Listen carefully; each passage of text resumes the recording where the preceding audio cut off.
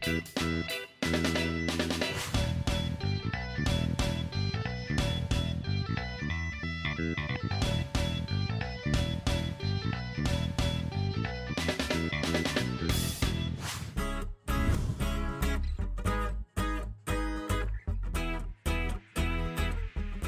everyone to our 7th installation in our series of social selling with BrandChats. My name is Karl Goldfield, and I am both your host and your presenter today as I start talking about social sentiment and strategies for addressing buzz in social media. If you have any questions, there is a question section and a chat section. Please feel free to reach out and ask away. I will be answering questions at the end. However, if you ask them in turn, they will get stored and I will answer them in order. We should have about 40-45 minutes of presentation and then give us a good 15-20 minutes of Q&A. But again, thank you for joining us, and without further ado, I'm going to get started. So who am I? Of course, the obligatory screen. I am the VP of Social Sales at BrandChats. I've been doing Sales 2.0 and sales strategies for, almost 10 years, as long as I've been on LinkedIn. I was one of the first beta users. I have a second account now. If you look, it won't say that I was there from 2004, but I was there from pretty much the beginning. And then I was profiled in Salesforce.com's ebook on social selling. I spoke about the social enterprise at Dreamforce, and I'm the author of an ebook called Action SBI. You can look it up online. I'm not going to talk about it too much. And there's my mug. So that's who I am. Enough about me. Let's talk about what we're doing here. So social sentiment is all about what people are saying about you and the flavor of what they're saying about you. And this screen we're going to get back to a little later, but this kind of shows the concept, our concept of BrandChats on how to manage that.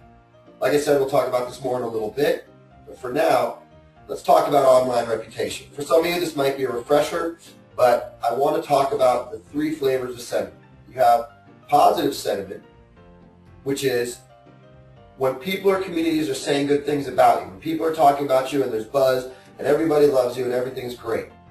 This is obviously our favorite type of sentiment. However, it is not the only one that is useful. There's negative sentiment. When people are pissed, when they're furious, when you've done something wrong, when they don't like what you're up to, or something about your service or offering is not working with them, and they are letting people know. This is the sentiment we all fear. However, again, it has some value. And then there's neutral sentiment. When people are talking about you, but why they're talking about you isn't clear, or they haven't necessarily given you some great feedback, they're not mad at you, they're just saying, here you are. All of these things have their value, and every time someone's talking about you, there's an opportunity to create more opportunity or to strengthen the reputation of your brand. So let's start with positive sentiment. I love this picture my designer found. This is people excited, people talking about you, but you having no control over it. Little buzz here and there. Well, I shouldn't say no control. What I mean is you haven't fostered it. People are talking about you. And most people get excited about this and they just stop there. But what you want to do when people are talking about you is you want to cultivate. So how do you cultivate positive sentiment? Well, be responsive. Most people do this already. They thank, they share, they react to positive sentiment. But we can do so much more than just be responsive. We can expand. We can attempt to lengthen testimonial conversations. And one of the things I'm going to share with you here is how we do that through discussion and example. So bringing other people into discussions, creating spider webs of compliments, these are all ways that we can expand positive sentiment, nice things people are saying about us, and turn them into giant social referrals. And the results to that can be explosive. It's really exciting when all of a sudden positive sentiment takes off into a huge opportunity for you and your brand. So how do we do this? Well, again, start with being responsive. You want to look for spheres of influence. When you're responsive, you don't just want to say thank you to someone. You want to share more information. You want to get other people that can really help this explode, trigger that. So what do? You cultivate this customer evangelist. You look at their list. You look at other people that might like their feedback, and you share what people have said about you with those other people. There is a no-no. Do not add selling points to the conversation. Social simply means community. It really just means getting engaged, talking with people, thanking them, showing other people how nice you are, showing people how great you are. You don't have to sell your products. When people already love you, cultivate that love. Don't worry about pitching your brand. That's going to come naturally. Your brand plus social equals your people interacting. What do I mean here? Well, when there's positive sentiment, one of the things you can do is you can share it with people internally in your organization. Hey, Joe, did you see that someone was talking about us? No, Carl, I didn't. This is great stuff. And you can create a conversation within your organization that helps that positive sentiment get out into the world. So brand plus social equals your people interacting. Now, how do you expand? Social testimonials are the modern billboard. I want to say this again. Social testimonials are the modern billboard. When someone says something good about you, it goes up and it stays there, and you can source it, you can find it, whether it's a post on Facebook, whether it's a tweet, whether it's something someone said in a group on LinkedIn. This social testimonial is now something that you have referenced that you didn't make, but it's out there in the world for people to see. So they're the building blocks of referrals. People see your brand as something that they want to align with because it's something that's positive. And then you start to create what I call the spider web. You start connecting these different positive sentiment billboards through multiple evangelists and across multiple platforms. You start sharing on Facebook your tweets. You start tweeting positive blog posts. And the next thing you know, the entire world is talking about it. So a perfect example, and I know that's a big one, is back in November, the rumor hit that Pixar might be doing a Finding Dory, a Finding Nemo 2. There was a little bit of buzz around this, but then in March, they officially announced it in April. It started to explode. This took off like nobody's business. Pixar could not have done a better thing for Disney because all of their releases are going to be on fire now. It became the #1 trending topic day one, and when Ellen went and tweeted, it became the #1 trending topic for day two. And if you look here, I don't know if you can see this, but this is TweetD, which shows the trending topics. This is a 24-hour run, and this is when they were #1. They went down to 2, 3, 4, 5, 6. Basically, Twitter exploded. Disney's reputation for their summer releases is now through the charts. I wouldn't be surprised if they had added a couple million viewers to this, to every one of their movies. They're going to, this is just phenomenal. But you can do this too, right? You can create this kind of buzz. Maybe you won't be a #1 ranked Twitter explosion, but find things that are relevant to your brand and get the people that care talking about it, and you can create dynamic explosions of content. Now here comes the other one. Managing negative sentiment. We never like it when people say bad things about us, but when managed properly, this can create as much buzz, if not more buzz, than positive sentiment. But there's some things to avoid right out the gate. When you're managing negative sentiment, you don't want to do certain things. And the three key are: you do not want to become defensive. Show compassion. Even if someone's attacking you, even if someone's completely off base, this is your chance not just to change this one person's mind, but to show the online community that you're a compassionate and caring business, that your brand is something that's going to appreciate what everyone has to say, and how you manage negativity is as important as how successfully you solve someone's problem. Admitting fault is not always the answer, but you never want to attack the public. You want to make sure the people that are attacking you feel like you care.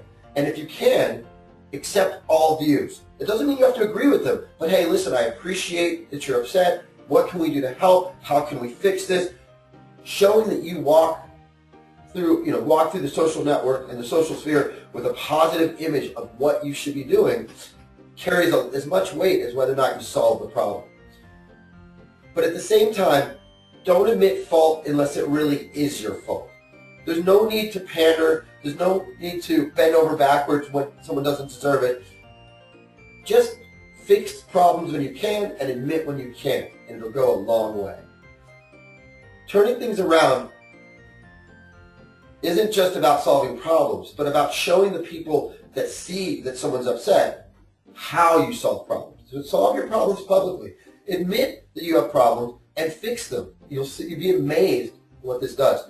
I was just reading an article yesterday about 10 things that successful people do. I didn't throw it into the presentation, but there was a thing about admitting fault. The person was telling a story about managing a team, and this person had, I wish I remember the name, I'm sorry, but I read a lot of things, and some things stick, some things don't. And who wrote this, I don't remember. But what they said was they had changed a business unit. They turned some things around because on paper it looked like this group was going to be more effective. A few weeks in, they hadn't taken into account a few things and went to the group and said, hey, I'm sorry, we're going back to the way it was. I was wrong. They thought that this was going to ruin their street cred with their team, that now their team was going to doubt them. But actually, it did just the opposite. Several people on their team came back and said, hey, I really appreciate it in the first few weeks when you admitted that you did something wrong and changed it back. It made me trust your decisions. It made me believe that you were going to say, hey, let's try it. And the next time you did that, I believed you that you would go back if it didn't work.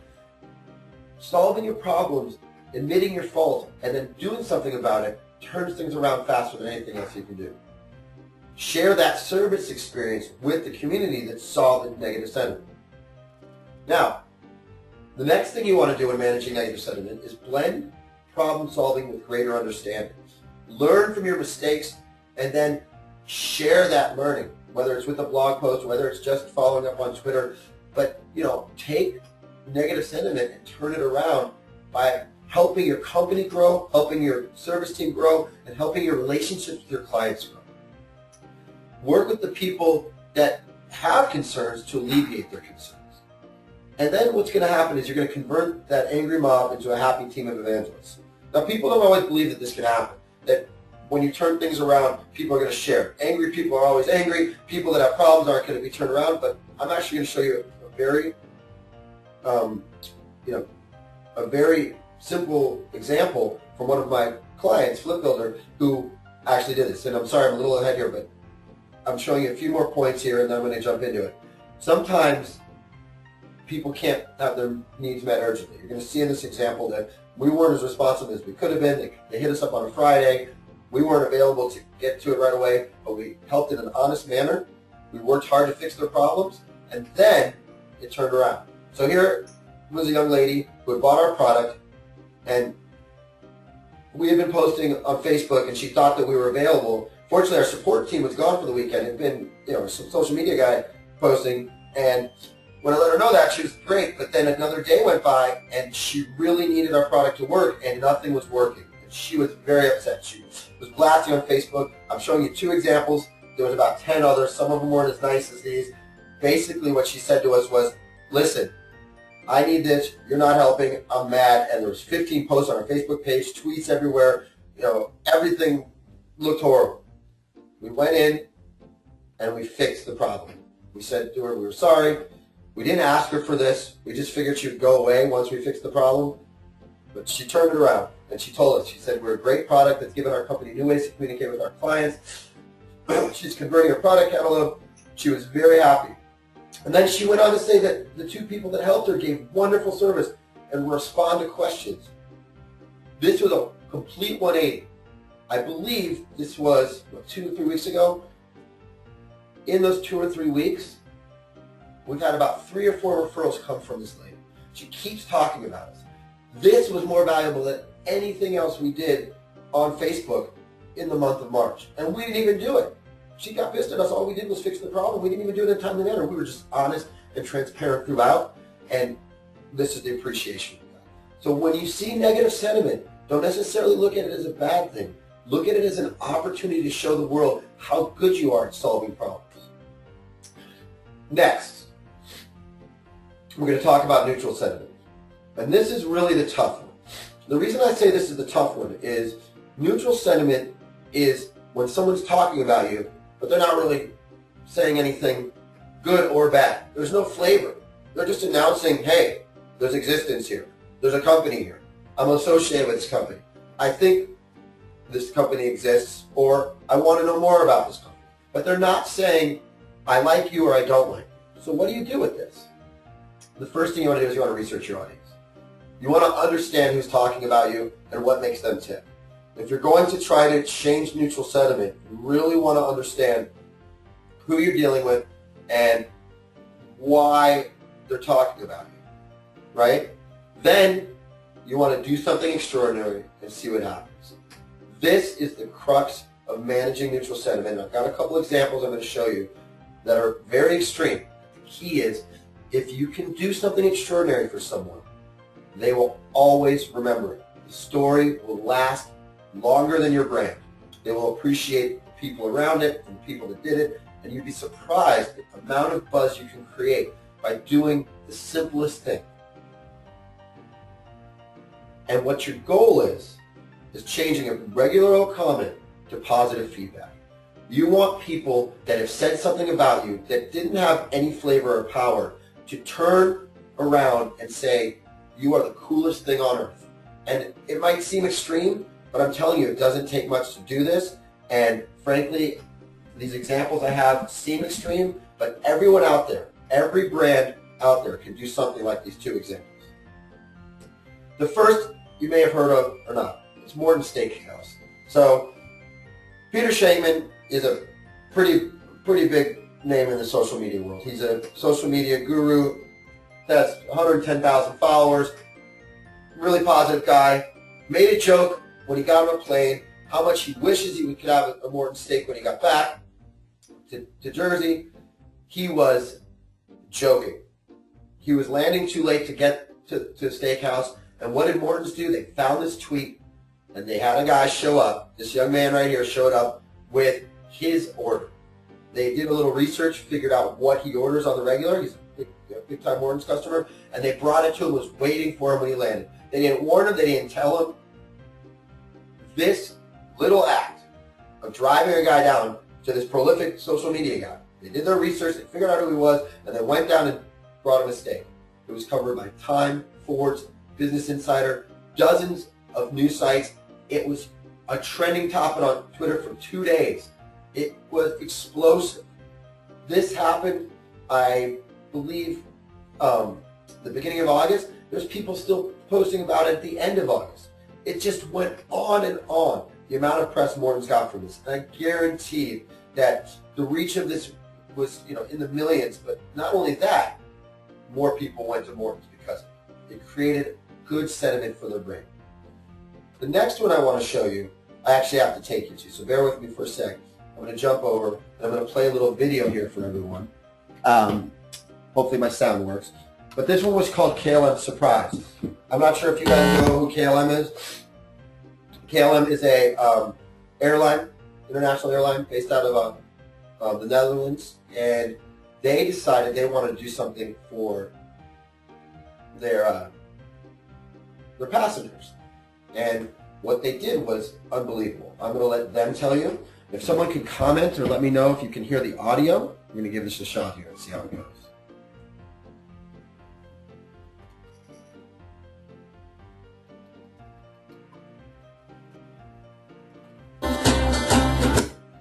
Oh, sorry.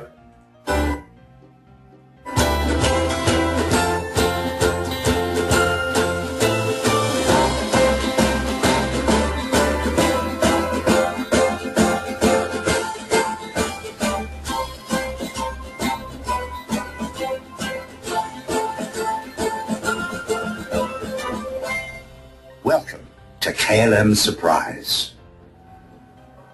Armed with our social media toolkit, our little experiment began.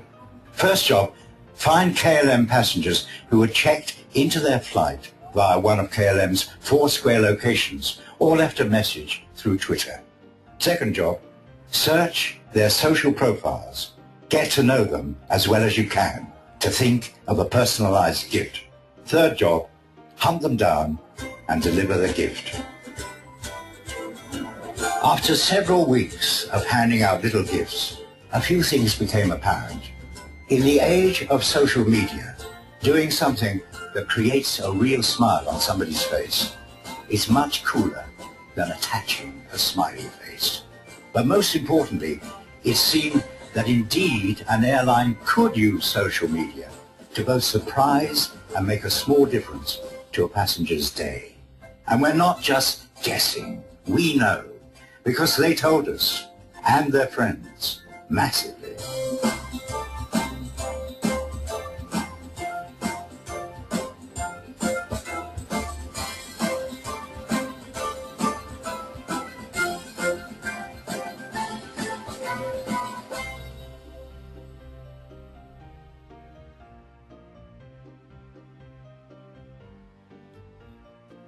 So basically what KLM did, and it was brilliant, is they went and they found 28 passengers, did research on those passengers, figured out what they might like, and the way they found the passengers was they checked in on Foursquare.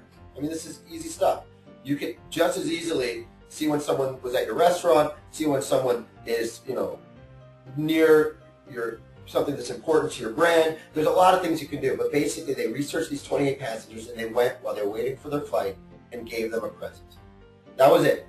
Minimal amount of operational work, minimal cost, and it got them millions and millions of tweets and posts.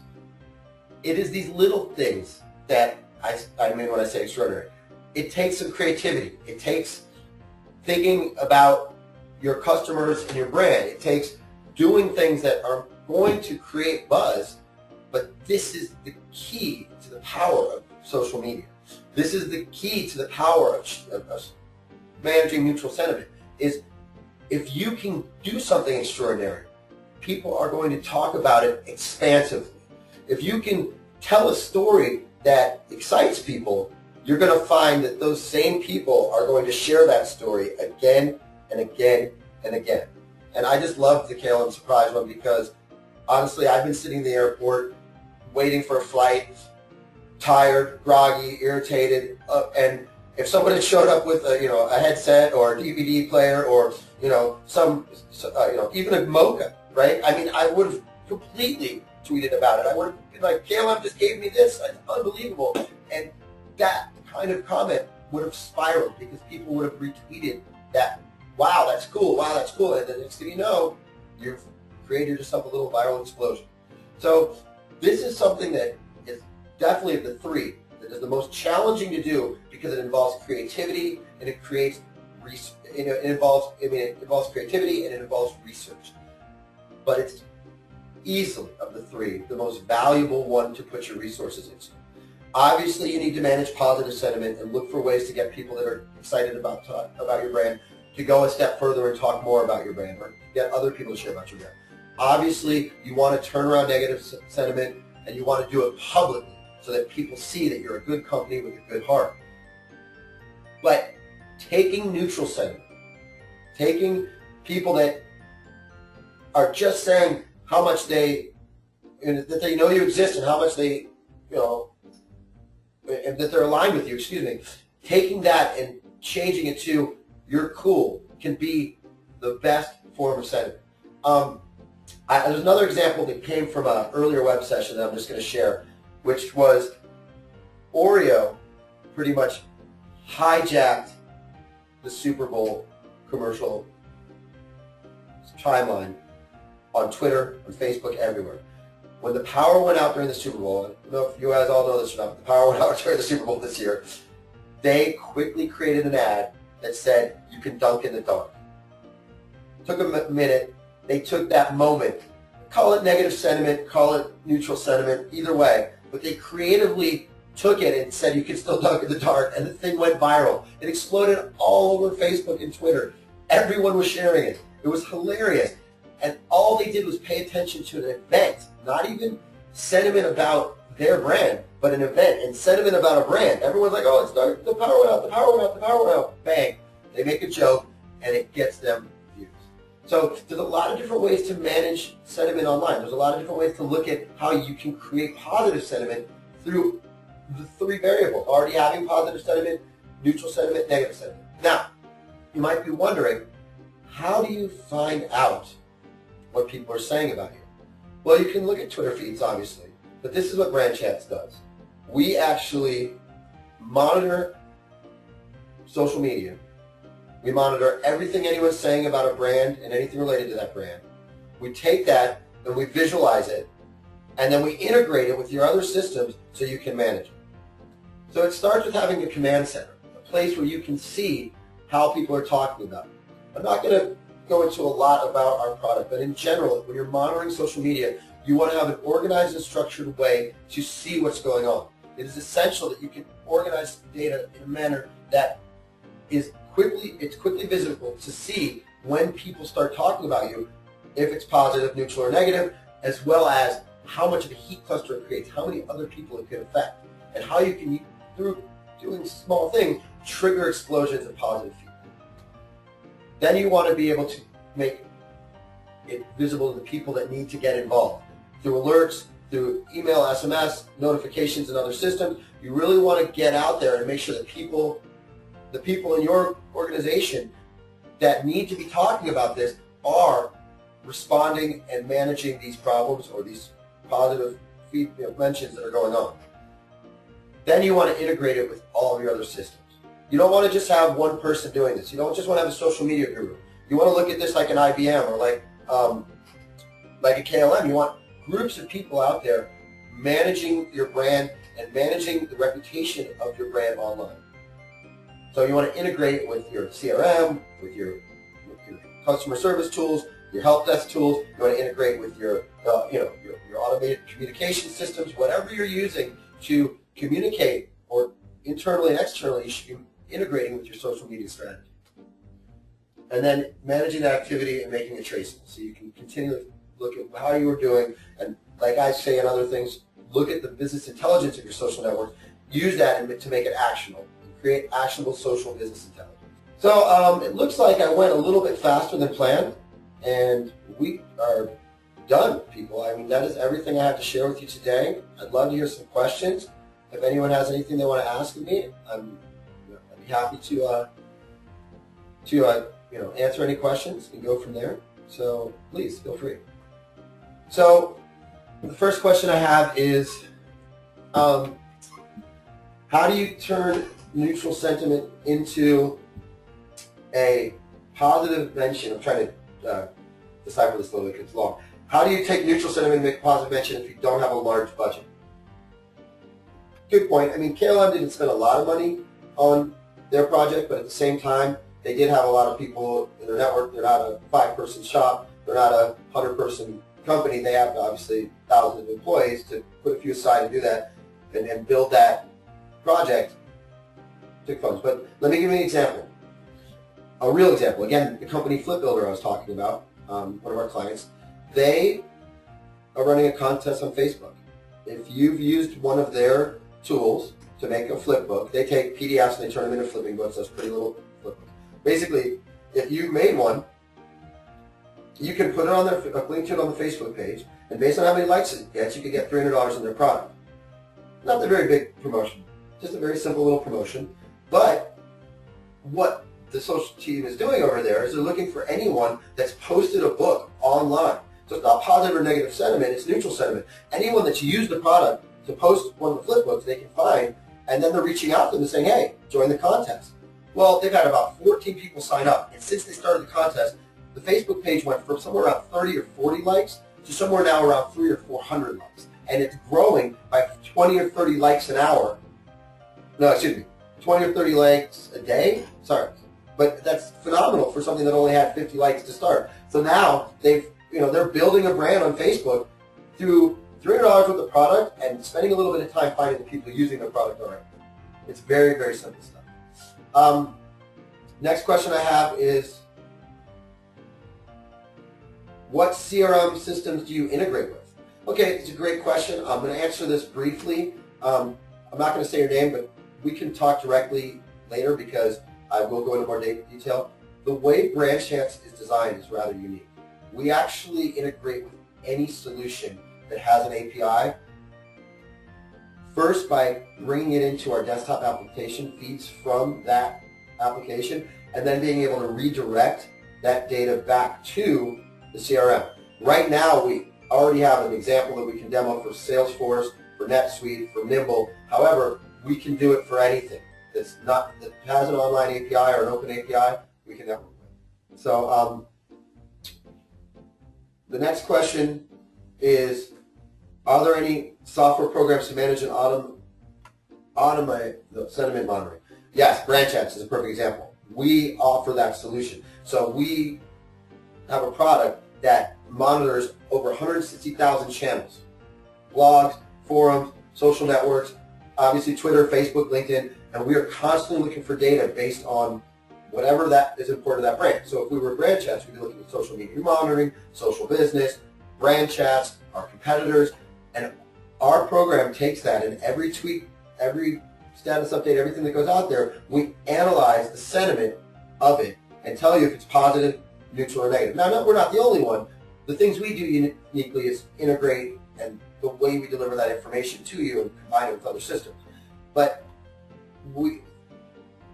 this is a very important part of monitoring social networks and monitoring what's going on out there, is being able to quickly see, is it good, is it bad, or is it neutral? The next question is, could you talk about taking advantage of negative sentiment relating to competitors? Is that something we should monitor and act upon? This is a very good question. And this is one where I recommend trading lightly. I will also preface that this is just my personal opinion.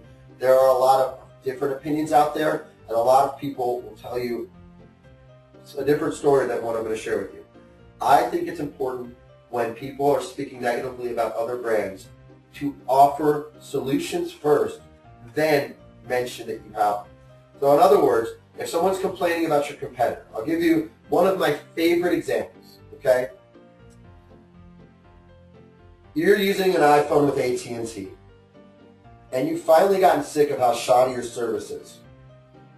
And you post on Twitter, I hate AT&T, I am so sick of drop calls. Well, if I'm Verizon, I should be reacting to this. Why? Because I want your business. But if you're with AT&T, you have a contract. So what I have to do, if I'm Verizon, is I have to deliver a solution. And I really should make that solution local. So in this particular example, what I think Verizon should do is watch for tweets like that where someone is just mad at AT&T or any other competitor and say, we can help you. And how can we help you? The only way Verizon should do this is if they have a solution. To just say, oh yeah, you should come to Verizon is going to cause problems. Why? Because I have a contract. If I'm Verizon and I want your business, I need to create some kind of solution. So what should I do? I should come to you directly. The closest store to where you are located, or where I think you're located, should contact you either through Twitter or via a phone call and say, I will buy out your AT&T contract if you come sign up with Verizon. Without that solution piece, without being willing to say, I will take your pain away, I should not get into the conversation. I should not get involved unless I have a solution for you. Now, this particular example, the solution is to come join with us. What if someone was out there complaining about having trouble converting a flip book, right? And they were using a competitor's product, and they already own a competitor's product. Well, as a flip builder, I might come in and help you figure out how to do it with the product you have. Just solve your problem. Not try to get you to buy my product, but just say, hey, look, I sell a competing product, be transparent, but maybe I can help you figure out how to use the product you have, even though someone else should be doing that for you. I have now become more responsive than my competitor. I am now not just problem solving, but building brand reputation. Hey, these guys over at Flip Builder, they're gonna help me with my problem, even though I bought their competitor's product. Who do you think they're gonna remember the next time they're gonna buy a product? If they post about it, they are now gonna go from being a referrer for my competitor to a referrer for me. So in the two examples, the difference is, in one I solved the problem by getting you to sign up with me. The other I solved the problem and didn't ask for business. Believe me, that second one is going to go a long, long way. And unlike the first example, it cost me nothing but a little sweat equity, a little bit of time, and now I've taken a potentially problematic situation for my competitor to solve and manage and create a positive brand to one that I can hijack. I just hijack their potential positive sentiment by being their customer service agents for 15 minutes. Believe me, that 15 minutes is going to go a long way. All right, there's a follow-up on the negative question. What if your competitor is bigger than you and tends to be more responsive than you are capable of? Well, this is a good question, and this is why even smaller brands, smaller companies, startups, people competing for visibility on social networks need to be doing some kind of social media monitoring. Even if it's just looking at Twitter feeds, using a tool like TweetDeck or Hootsuite, or using a more advanced solution like ours, if you're not watching social networks for what's important to your brand, for what's being said about your competitors, what's being said about your industries that you're focusing on, what's being said by your customers, what's being said about you. If you're not looking at these things and managing these things, you're putting your brand at risk because your competitors are probably doing it, especially if they're bigger fish. You've got to be managing these things if you want to be competitive these days. Really, it's the only option. I mean, you can't sit back and assume that everything's going great. People could be mad at you. You can't assume that you're building brand recognition. People could be saying nothing about you. It is our job as the stewards of social business to make sure we are using social media in a healthy and positive way to strengthen our brand. How do you build on positive sentiment? Not by doing more than just, I guess they're kind of saying, what do you do besides retweet it? So it's a very good question. What I would do if I got a really positive tweet, and what I hope our social guru does, because he's on this call, is someone says something nice about you. Well, you want to take that something nice that someone said, and you want to tweet that at people that have either commented or previously said nice things about you, or big influencers that have reviewed your product or are on the fence about reviewing your product. Attach them to the tweet. Hey, so-and-so, did you see what so-and-so said about us? If you can do that to 15, 20 people that have a big circle of influence, a big Twitter following, and one of them responds or retweets it, you've just taken that positive sentiment and created a dynamic event where now more and more people have seen it. So this is something that's very important. It's not just about sharing that people are saying good things about you. It's finding the right people to share it with to trigger a greater awareness of that good information. Again, thank you, everyone. Really appreciate you joining us.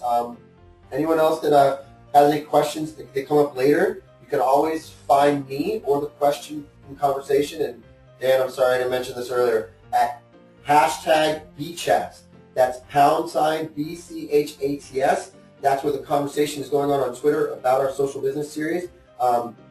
Additionally, you can find me at Karl Goldfield, or you can email me, and I'll get an email from you if you haven't already, believe me. That's a thank you for this, at kgoldfield@brandchats.com.